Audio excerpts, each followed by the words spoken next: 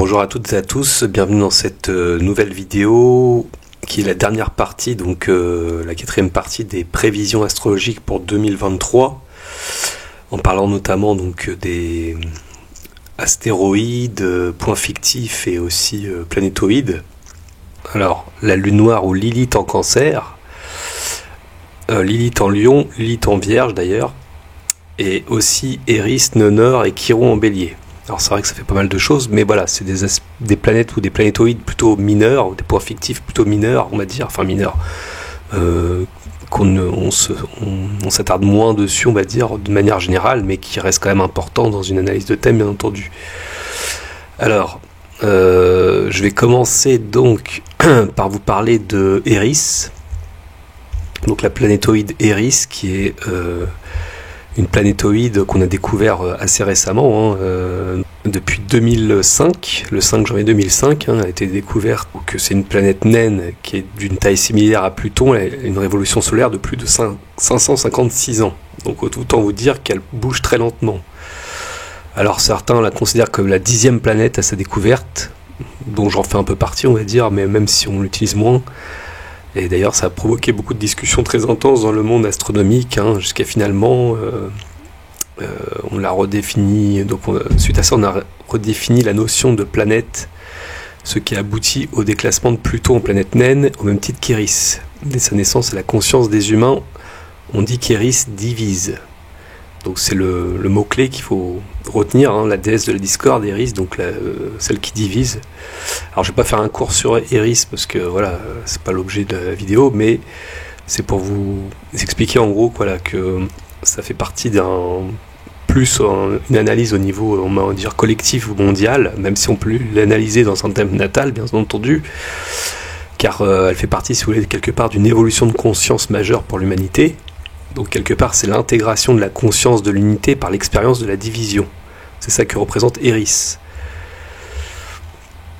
Donc en fait, Eris est en Bélier depuis 1922, et donc elle rejoindra le signe du Taureau en 2044. Donc autant vous dire que le cycle est très long, un transit très long, donc plus long que Pluton.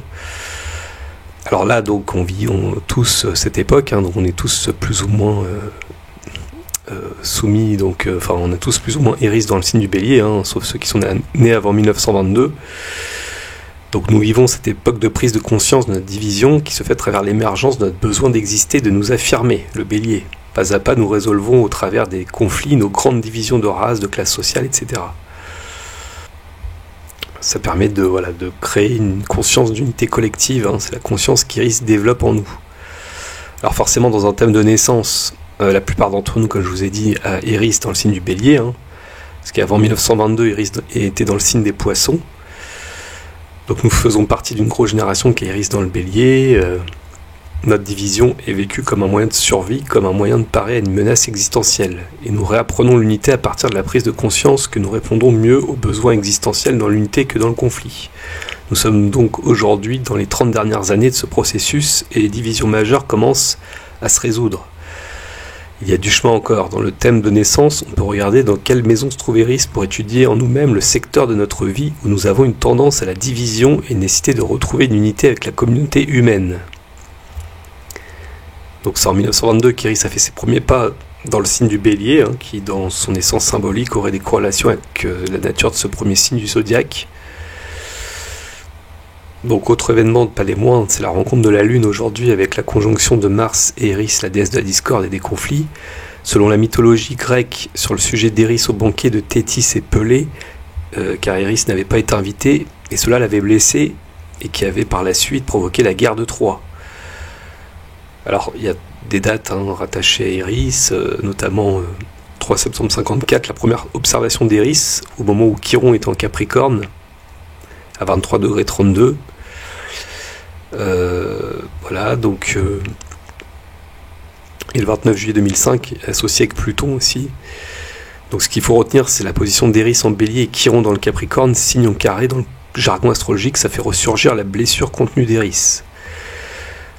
Donc le cycle d'Eris, alors cela dépend des signes auxquels elle transite. Donc en Bélier, donc celle qu'on est actuellement, donc c'est un cycle de 120 ans, de 1922 à 2044. Mais auparavant, il était en Poisson, c'était un cycle plus court de 75 ans, 1845 à 1922. En Verseau, 45 ans, 1800 à 1845. En Capricorne, c'était un cycle de 32 ans, 1768 à 1800. En Sagittaire, c'était un cycle de 30 ans, 1738 à 1768. En Scorpion, un cycle de 25 ans, de 1713 à 1738. En Balance, un cycle de 20 ans, de 1693 à 1713. En Vierge, un cycle de 16 ans, de 1677 à 1693. En Lion, un cycle de 16 ans, de 1661 à 1677. En Cancer, un cycle de 20 ans, de 1641 à 1661. En Gémeaux, un cycle de 38 ans, de 1603 à 1641.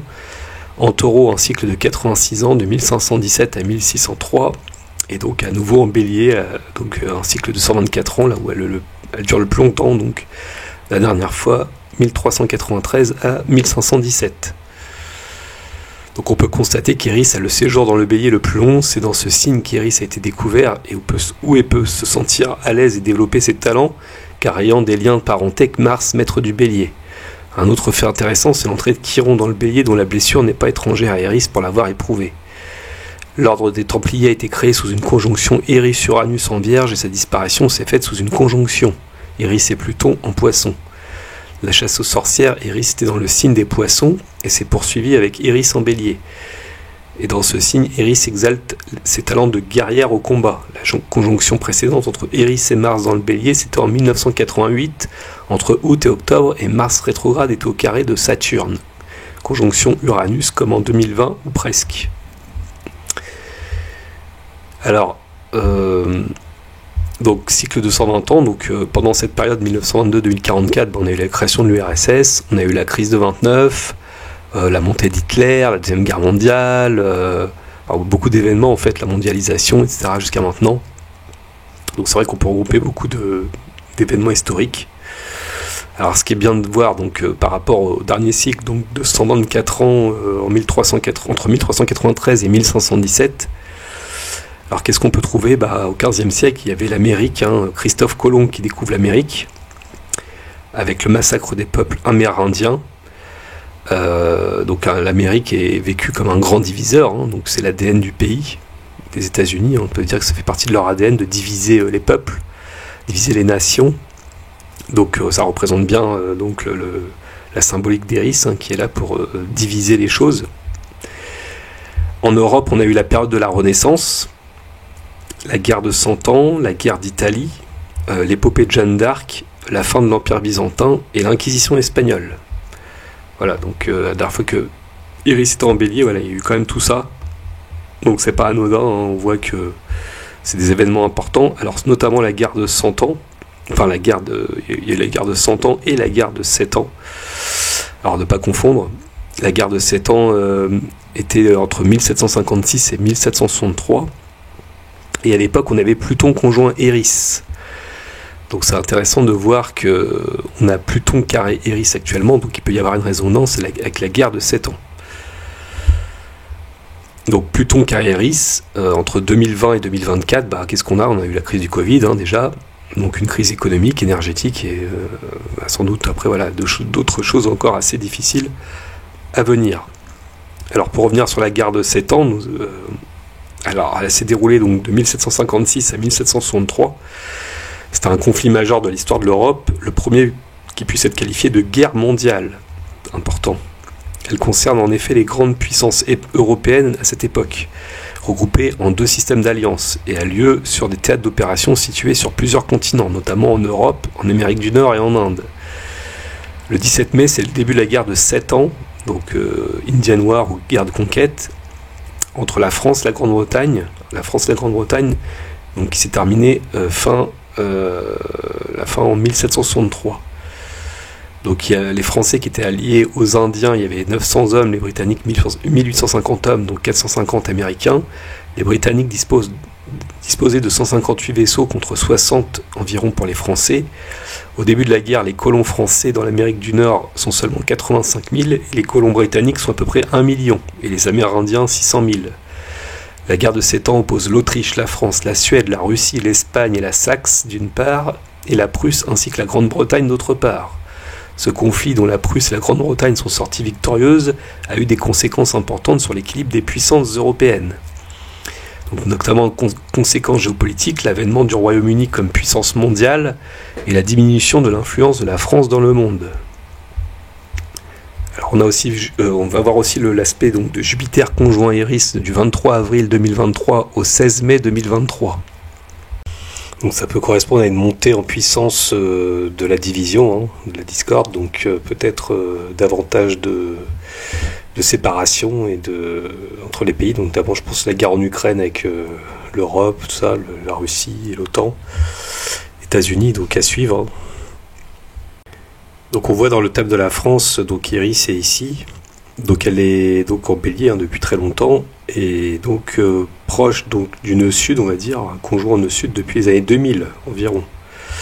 Donc autant vous dire que voilà, le passage est très lent, et donc si j'avance, vous voyez, 2001, 2002, 3, 4, 5, 6, 7, 10, les années 20, voilà, donc là elle se situe 23 degrés, 56 rétrograde, voilà, donc elle est sur le nœud sud et les lunes noires, donc elle va continuer à avancer jusqu'en 2044, comme je vous ai dit, pour arriver que en taureau, donc voilà, 2044, donc voilà, autant vous dire que le transit est très long,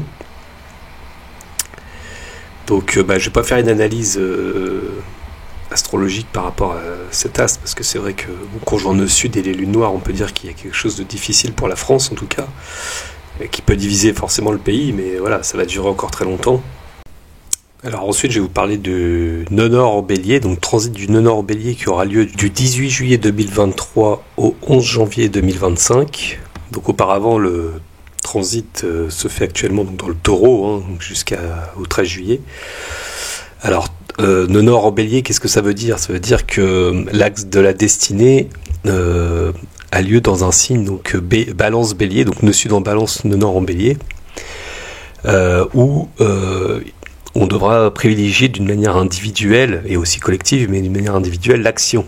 Donc tout ce qui a rapport avec les valeurs bélier, donc l'action, le dynamisme, les initiatives, etc.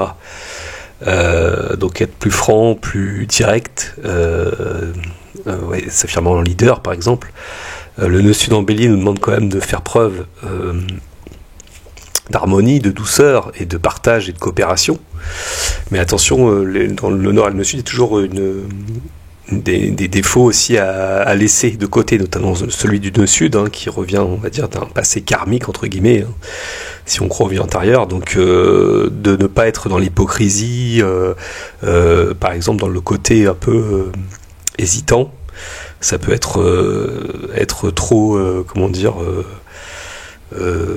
mou, voilà, on a du mal à s'affirmer, donc c'est pour ça que malgré les qualités que peut avoir ce signe, il y a aussi des défauts qu'il faut arriver à se détacher.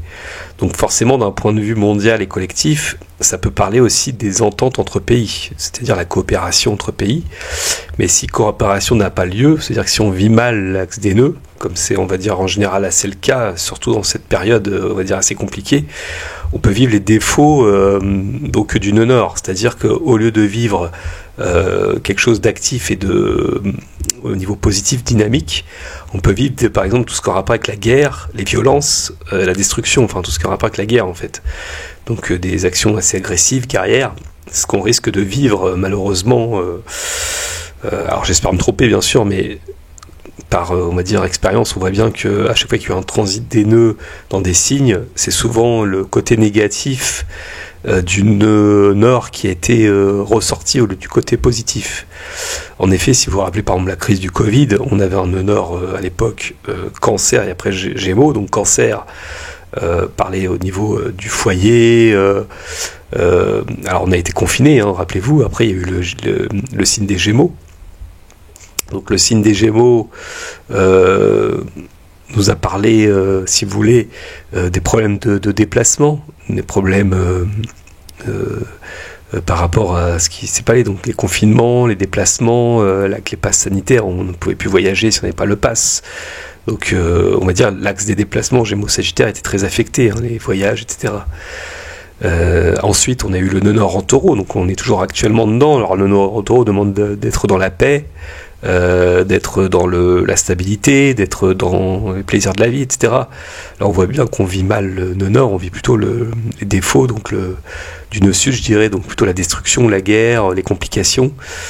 Et malheureusement, avec l'axe des nœuds Balance Bélier, j'ai bien peur que ce soit un prolongement et qu'on arrive plus à une guerre encore plus, on va dire en Scorpion, c'est Scorpion Taureau, c'est plus voilà, il y a des jeux économiques en jeu, donc il y a une guerre, c'est sûr, en toile de fond, mais c'est surtout qu'il y a des problèmes économiques en jeu derrière, la crise économique. Donc on le voit bien, hein, l'axe Scorpion-Taureau, les possessions et dépossessions, les pénuries, etc. Donc après, Balance-Bélier, alors peut-être qu'on aura un climat peut-être plus d'entente avec la Balance, hein, de coopération avec, espérons-le, vraiment une paix durable, une coopération et un apaisement des tensions. Mais malheureusement, Balance-Bélier, voilà, on peut tomber aussi dans la guerre, l'agressivité, et des conflits qui risquent de peut-être se multiplier et donc voilà, atteindre d'autres pays éventuellement, donc à voir.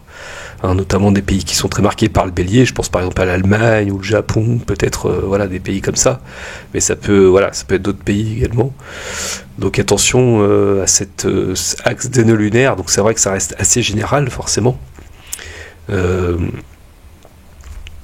Donc voilà, après il faut regarder les maîtres, donc si on regarde Mars et Vénus,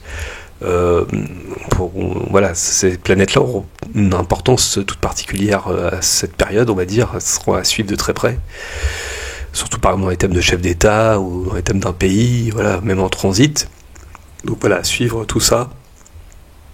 Alors si je prends par rapport au thème de la France, donc la 5ème République, donc si on regarde le transit du nœud nord, donc alors on ne va pas regarder vraiment les aspects, regardez surtout le nœud nord, donc là je vais avancer, donc au 1er janvier 2023, il se trouve ici dans la maison 2 en taureau, donc vraiment le côté économique qui ressort, donc on sait un peu les problèmes vraiment économiques auxquels la France a fait face, hein, c'est-à-dire une dette publique qui explose, les taux d'intérêt qui remontent, etc. Je ne vais pas faire un cours d'économie, mais on est vraiment dans une récession là, et on voit que la France subit de plein fouet cette récession, donc forcément cet axe des nœuds dans le signe du taureau, en plus en maison 2, ça impacte particulièrement la France. Donc par contrario, le nœud sud en 8 en Scorpion aussi. Donc si on avance, vous voyez, après va sortir de la maison 2. Donc dès janvier-février, on voit hop, passe à l'ascendant. Et en même temps, dans le même moment, ce qui est intéressant, c'est que voir, parce que ça marche en fait ensemble, hein, le nœud sud et le nœud nord, hein, c'est des axes qui se trouvent en face, hein, c'est comme si on tirait une ligne droite. Et donc le nœud sud donc se trouve sur le cycle Jupiter-Neptune en Scorpion de la 5ème République. Donc là, c'est un passage important. À partir de mars, on retrouve le fameux mois de mars, hein, que je vous ai tant parlé. Voilà, donc dès le mois de mars, le nœud sud passe sur ce cycle. Donc ça, c'est important au niveau du nœud sud. Donc, je continue à avancer. Donc il va durer avril-mai. On peut le prendre même en juin. Donc toujours en taureau, on est en taureau. Et après, on va basculer dans le signe balance. Voilà, balance... Bélier Balance, alors donc juste un peu avant, hein, donc c'est vrai que on a dit que c'était à partir du 18 juillet, hop, voilà, donc le nœud nord 17-18 juillet, on a le nœud nord en Bélier et nœud sud en Balance, donc là on va être dans une énergie plus Balance Bélier, hein, un axe relationnel, et on voit que ça passe forcément sur les lunes noires nœud sud, et lune et aussi Eris natale, donc toute sa tama planétaire là, donc avec des planètes points fictifs, donc le nœud nord va passer dessus, donc il y aura quand même un passage important là pour la France, hein, ça tombe à l'ascendant en plus en bélier, hein, maison et signes sont superposés, donc à mon avis il y aura des choses peut-être assez importantes, des révoltes forcément. Bélier c'est un signe de guerre civile peut-être, hein, comme on annonce tant, j'espère pas, mais voilà, il y a des fortes probabilités, hein, révolution, révolte. Alors, on a un indice karmique, donc on a l'inversion des nœuds lunaires. Donc forcément, vous allez me dire, ces nœuds, si vous connaissez un peu l'astrologie, c'est un cycle qui dure à peu près 18 ans. Donc voilà, donc tous les 9 ans, il y a un demi-cycle, et 18 ans, il fait un cycle complet. Donc le nœud nord va continuer sa course. Voilà, donc il va passer par tous ces points-là. Donc voilà, alors j'avance un peu plus vite même. Hop. Voilà. Et voilà, elle va terminer en 2025, alors un peu avant. Voilà, donc à partir du 12 janvier, 12 janvier 2025, passe en Poisson après. Alors au même moment, on aura le nœud sud, j'ai oublié d'en parler, qui passera sur le soleil de la France. C'est important aussi, le soleil il est à 5 degrés. Voilà, donc fin d'année 2024. Alors on n'y est pas encore forcément, là je parle d'année 2023, mais il passera sur le soleil, Mercure et Vénus de la France après. Voilà, donc ensuite, maintenant je vais vous parler donc, des nœuds lunaires et les transits au niveau individuel. Donc comme je vous l'ai dit, donc le retour des nœuds lunaires a lieu tous les 19 ans environ, lors de l'inversion des nœuds lunaires. Donc soit vers l'âge de 19, 38, 57 et 76 ans, on a l'opportunité de renaître, de voir notre destinée sous un éclairage nouveau. Alors quand les nœuds lunaires reviennent sur nos nœuds, il se produit toujours des choses importantes. Notre nature psychique est plus éveillée, plus réceptive. On peut communiquer ou recevoir des communications par rêve ou autrement. C'est un temps idéal pour être en contact étroit avec l'astral. Les nuits où les nœuds reviennent s'accompagnent très souvent de rêves chargés de messages importants pour nous. Il est bon de ne pas les négliger. Donc cela se produit tous les 9 ans environ, soit quand le nœud nord passe sur lui-même ou quand le nœud sud passe sur le nœud nord. Donc ce qu'on appelle une inversion des nœuds. Alors lors de ces inversions, donc des nœuds lunaires, on a l'occasion de racheter les résultats de nos fautes antérieures, de sonder les profondeurs de notre être. Alors maintenant, je vais vous parler des transits des nœuds lunaires, donc en maison. Donc si ça tombe dans vos maisons respectives, donc selon votre thème. Alors la maison où transite le nœud sud représente un secteur de notre vie où on doit faire du ménage. Ce transit réactive certains talents que nous avions dans le secteur en question, mais peut également faire rejaillir des caractéristiques négatives héritées de vie passée. La maison où transite le nœud nord est celle où on doit concentrer nos efforts afin d'évoluer en tentant de développer les caractéristiques positives de la maison concernée. Donc un nœud nord qui transite votre maison 1. Donc vous devez apprendre à vous voir tel que vous êtes, avec lucidité et objectivité. Vous pouvez vivre des difficultés dans des unions et associations, il y a possibilité de rupture. Donc il faut développer le sens de l'initiative, l'affirmation de soi et l'autonomie. Donc c'est un peu comme le nœud nord en bélier si vous voulez. À éviter aussi chercher l'aide des autres, se marier ou s'associer, faire des démarches légales, intenter un procès ou vouloir accroître sa clientèle. Quand votre nœud nord transite votre maison 2, vous devez veiller à croître vos dons, vos talents, à faire fructifier vos biens et vos acquisitions. C'est pour lui le temps d'accès vers la réalisation de ses désirs, quels qu'ils soient. Donc il faut développer plutôt le sens des affaires et éviter les emprunts, les aides matérielles des autres. Quand le nœud nord transite votre maison 3, vous devez améliorer votre communication avec les autres, que ce soit par la parole, les écrits. C'est une période propice pour le commerce, les déplacements fréquents, les études, l'enseignement, les rapports avec les frères et sœurs, ainsi que pour changer d'entourage. Donc, ce qui a développé donc, la communication avec les gens, de l'entourage, le sens de l'adaptation, la capacité d'apprendre. Il faut éviter donc de privilégier les idées abstraites et philosophiques, chercher une expansion à l'étranger, faire de longs voyages, établir des rapports avec la loi des autorités. Voilà, donc ça peut être karmique, donc il peut y avoir des problèmes. Bon, après, c'est pas forcément grave selon les aspects, bien sûr. Faut relativiser. Alors, le nœud nord transitant votre maison 4, vous devez renforcer vos assises familiales. C'est un bon temps pour obtenir des appuis de vos parents, pour embellir votre foyer, rénover, décorer ou déménager. Alors, à développer de manière générale plutôt les domaines relatifs au foyer, à la famille, aux transactions immobilières, et à éviter plutôt de se concentrer sur la vie sociale et professionnelle.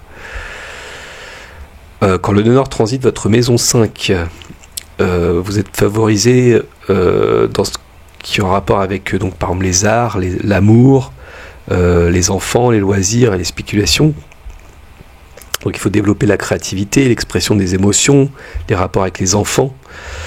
Par contre, éviter de suivre la vie des autres, de rechercher de nouvelles amitiés, de former de nouveaux projets.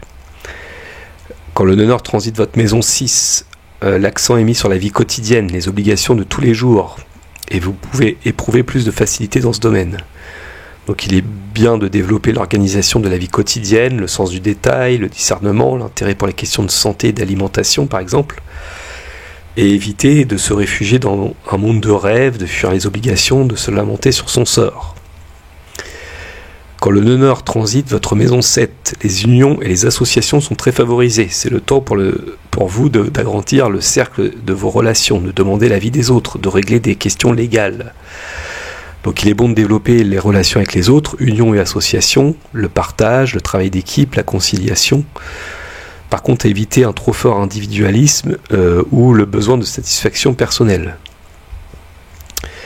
Quand le nœud nord transite votre maison 8, ce transit favorise l'argent venant des autres, donc les dons, les legs, héritages, emprunts, gouvernement, conjoint, etc. Alors à développer la capacité de se transformer et éviter l'attachement excessif aux biens matériels et à chercher à gagner plus d'argent. Quand le nœud nord transite votre maison 9, vous devez vous intéresser aux grandes questions existentielles plutôt que de vous concentrer sur les occupations de la vie quotidienne. Vous devez chercher à élargir vos concepts. Donc développer la spiritualité, la philosophie, la religion, l'attrait pour l'étranger, les voyages, le commerce avec les pays lointains. Par contre, éviter l'éparpillement, le bavardage, les indiscrétions, mettre l'accent sur les relations avec l'entourage, les frères et sœurs, l'imprudence ou l'inattention lors de déplacements, risques accidentels par exemple, les affaires commerciales ou régionales, les écrits, etc. Quand le nœud nord transite votre maison 10, vous devez mettre l'accent sur le développement de votre vie professionnelle, viser une ascension à ce niveau. C'est une période propice aux promotions, aux distinctions. D'autre part, il peut y avoir un éloignement de la famille. Donc développer la vie sociale et professionnelle et éviter l'accentuation sur la vie intérieure et familiale, l'achat ou la vente de terrain ou de biens immobiliers. Quand le nœud nord transite votre maison 11, vous devez chercher à réaliser vos projets, à cultiver des amitiés, car c'est à ce niveau que son succès réside. Par contre, le domaine des enfants et des amours peut être une source de difficulté durant cette période. Donc développer le monde des projets, des amitiés, la participation sociale, communautaire, l'entraide, etc.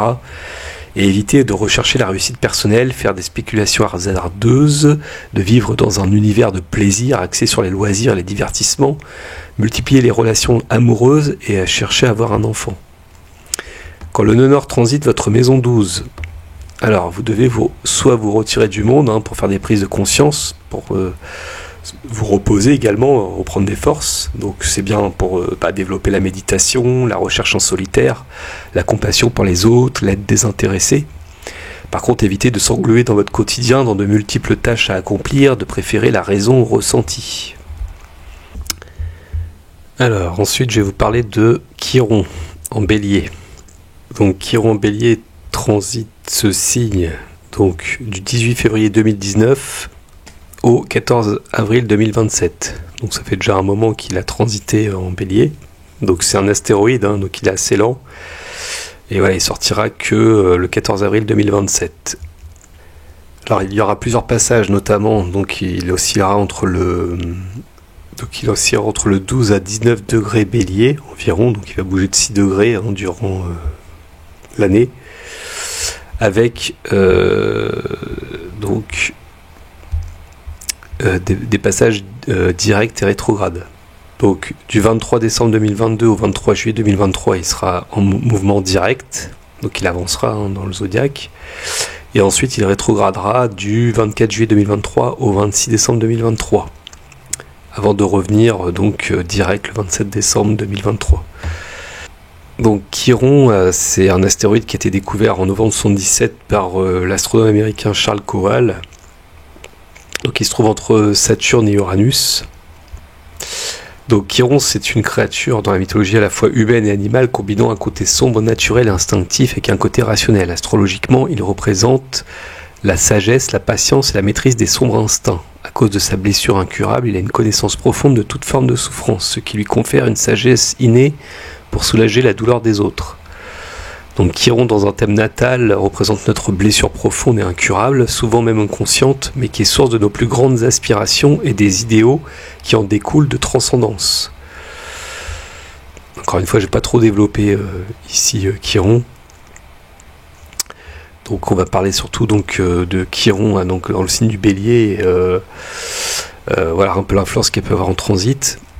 Alors en Bélier en général, c'est une quête qui passe par une recherche d'identité.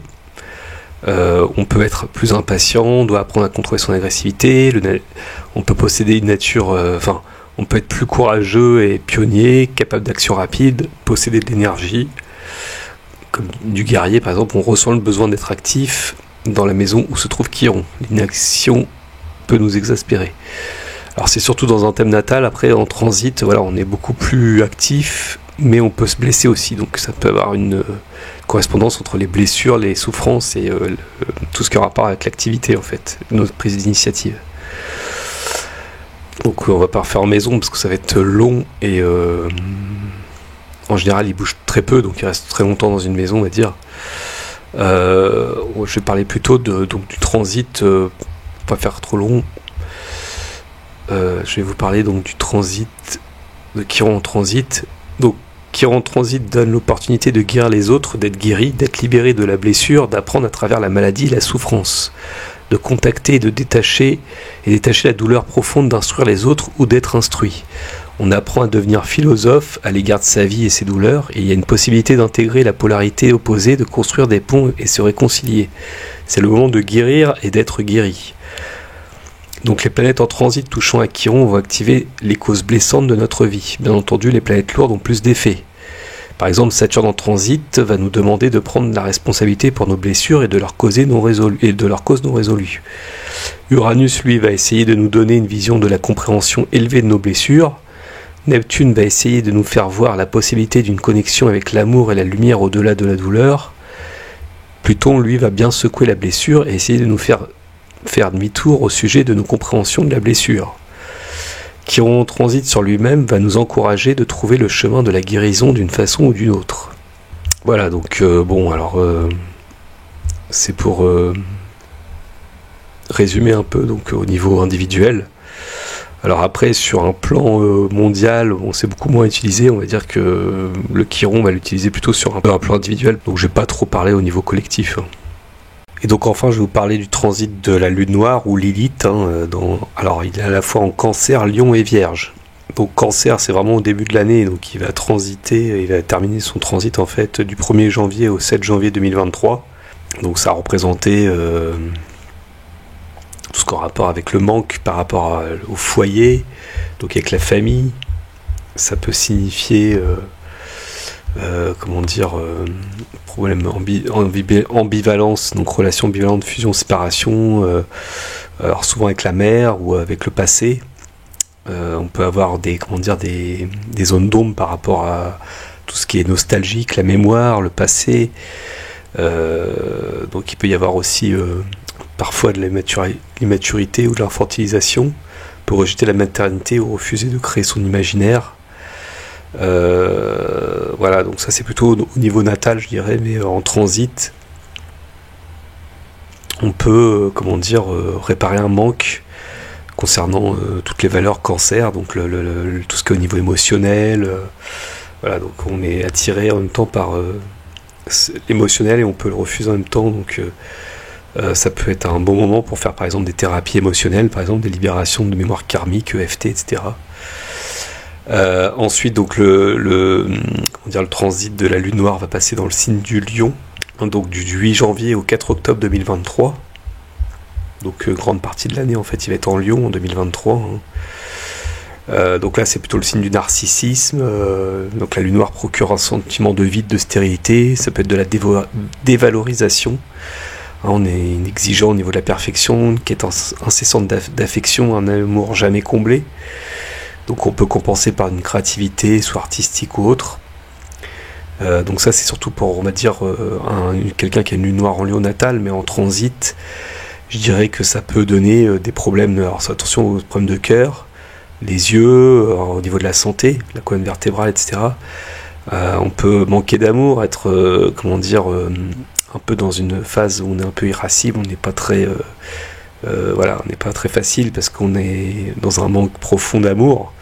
On peut rechercher cet amour mais le rejeter. Il peut y avoir un problème karmique avec donc les amours, tout ce qu'on rappelle avec le lion, les enfants, la créativité. On peut se rechercher, perdre une sorte de confiance en soi aussi. Donc voilà, il faut arriver à... Alors après, voir aussi où se trouve, dans quelle maison chez vous se trouve ce passage de Lune Noire. Et enfin, donc il y aura un transit en fin d'année en Vierge du 5 octobre 2023 au 29 juin 2024, donc qui sera une grande partie donc dans l'année suivante, en 2024, en Vierge. Donc là, cette fois-ci, ça serait plutôt une difficulté à comprendre ses perceptions, ses pensées, ses analyses, ou au contraire, on ne pense que par concept ou par catégorie. Donc on peut accentuer la disposition naturelle à tout analyser, détailler, classer. Ça peut donner un comportement stérile, empêchant toute création. Donc c'est une position qui prédispose à la psychanalyse, soit comme analysé ou soit comme analyste. Alors ça, c'est plutôt, encore une fois, à un niveau natal, hein.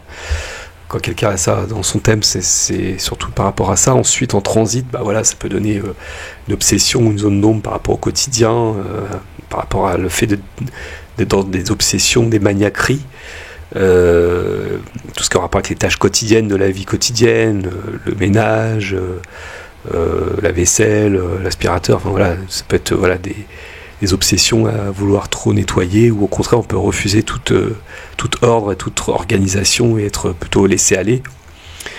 Donc il y a toujours une attirance-refus, hein, c'est ambivalent avec la lune noire.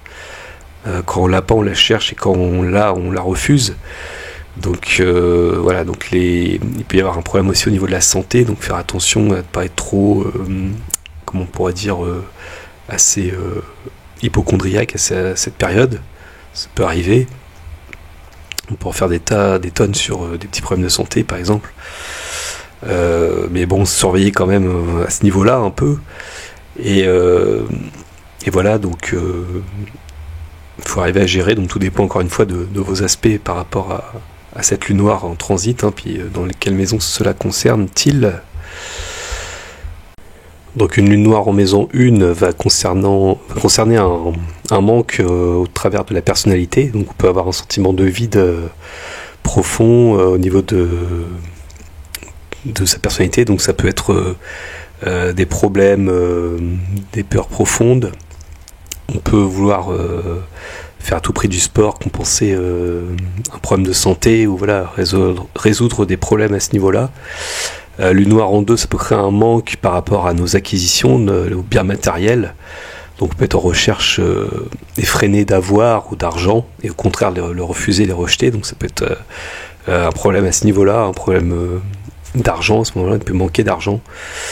La lune noire en maison 3 va parler plutôt d'un manque et d'un problème par rapport à des proches, à des voisins, par rapport à une communication. Ça peut être un problème mental aussi dans le pire des cas. Donc on peut attirer à soi des contacts, des voisins, etc., des proches, mais en même temps on peut les refuser. Donc il peut y avoir aussi un problème au niveau des déplacements, des échanges et des voyages, etc. Une lune noire en maison 4 va créer un manque et un problème au niveau des racines du foyer et de la famille. Donc on peut avoir des problèmes familiaux à ce moment-là, ou avoir une perte par exemple dans le domaine d'un des membres de la famille, par exemple, dans le pire des cas, hein, c'est pas forcément le cas, mais ça peut. Au contraire, on peut aussi attirer, avoir des retrouvailles karmiques de racines familiales, ancestrales, par exemple. Il peut y avoir une dette karmique par rapport à un bien immobilier. Une lune noire en maison 5 va créer plutôt une dette karmique par rapport à l'amour, à la créativité, aux enfants. Donc il peut y avoir des problèmes avec ces domaines-là à ce moment-là, hein, pendant ce transit. Alors que ce soit pareil, hein, dans le cancer, lion ou vierge. Alors si c'est en lion, ça sera 2 fois plus fort, parce qu'on aura le signe et la maison qui sera en aspect. Donc pareil pour la maison 4 avec le cancer. Et donc par rapport à la vierge, pareil, maison 6... la lune noire en 6 peut créer, comme je l'ai dit, donc un manque par rapport à tout ce qui est l'ordre, la propreté. Donc attention à sa santé, on peut être beaucoup plus attentif à sa santé, mais voire trop obsessionnel. On peut refuser tout ce qui est en rapport avec le quotidien, avoir une peur obsessionnelle de la vie quotidienne, être dans une insécurité permanente, et au contraire être en recherche de travail effréné, quotidien. Donc il peut y avoir des problèmes avec les collègues, etc. Donc il peut y avoir des zones d'ombre dans tous ces niveaux-là. Une lune noire en maison 7 va créer un manque par rapport au partenaire. On peut attirer un partenaire mais le rejeter. Donc une relation karmique peut avoir lieu à ce moment-là, et des retrouvailles karmiques dans un couple. Un couple qui se forme avec des difficultés. Donc on peut rejeter l'autre, des problèmes de contrat, d'association. Une lune noire en 8 va créer plutôt des problèmes assez profonds, parce que la lune noire est en analogie un peu avec la maison 8 et le scorpion, donc des problèmes de peur profonde, On peut réactiver des choses karmiques de vie antérieure, donc une psychanalyse ou des régressions en bon aspect peuvent être conseillées, mais en mauvais aspect être déconseillées, par exemple. Comme une lune noire en scorpion, par exemple. Donc la lune noire en 8 peut créer aussi des problèmes sexuels, intimes, ou alors des problèmes avec des héritages, des dons, des legs, tout ce qu'on a rapport avec l'argent du conjoint ou d'un associé. Une lune noire en maison 9 va créer des problèmes par rapport à nos idéaux, à des voyages, à des conceptions supérieures. On peut être attiré par des voyages à l'étranger, mais aussi avoir des accidents, dans le pire des cas, avoir des problèmes assez graves dans ces domaines. Donc faire attention aux voyages, par exemple, ou aux déplacements. Ça peut être un problème aussi avec la justice, la loi et des hautes études. Donc voir encore une fois les transits plutôt s'ils sont bien inspectés, s'ils sont plutôt favorables ou non. Une lune noire en 10 peut créer un gros manque par rapport à la carrière professionnelle, donc il peut y avoir un passage à vide durant cette période au niveau du travail s'il y a des mauvais aspects. A contrario, ça peut combler un manque. On peut réactiver des choses positives du passé. Une lune noire en 11 va créer un manque par rapport à des amis, des projets, des associations, des groupes, des collectifs. Donc on peut avoir des projets qui tombent à l'eau ou avoir des dettes. Alors pas de jeu ou d'argent, parce que ce serait plutôt les maisons 2, 8 et 5, mais des dettes par rapport aux amis. Et une lune noire en 12 peut créer des problèmes intérieurs, problèmes psychiques. Donc ça peut être aussi des grandes maladies dans le pire des cas. On peut aussi résoudre des manques spirituels. Donc on peut avoir des nouvelles techniques qu'on peut développer et se concentrer plus sur certains sujets mystiques ou intérieurs. Donc la méditation, le yoga ou d'autres choses qui ont rapport avec le développement personnel peut être conseillé à ce niveau-là, mais ne pas tomber avec des gourous, des choses un peu liées aux sectes ou aux drogues, etc. Faire attention à ce niveau-là. Et on peut aussi vivre mal la solitude, ou être dans une période d'isolement. Donc attention, dépression, voire suicide dans le pire des cas, comme un peu la lune noire en 8. Bon après voilà, c'est assez généraliste, et puis ça dépend des aspects. Donc voilà, j'ai fait un peu le tour pour toutes ces parties de planètes, transit, planétoïdes, astéroïdes et points fictifs. Donc voilà, si cette vidéo vous a plu, n'hésitez pas à liker, partager, vous abonner comme d'habitude. Vous pouvez me consulter bien entendu, donc tout est en descriptif à la fin de la vidéo et sous la vidéo pour me contacter. Si vous voulez votre horoscope personnalisé pour 2023, quant à moi, je vous souhaite une bonne année néanmoins 2023 et je vous dis à très bientôt. Au revoir.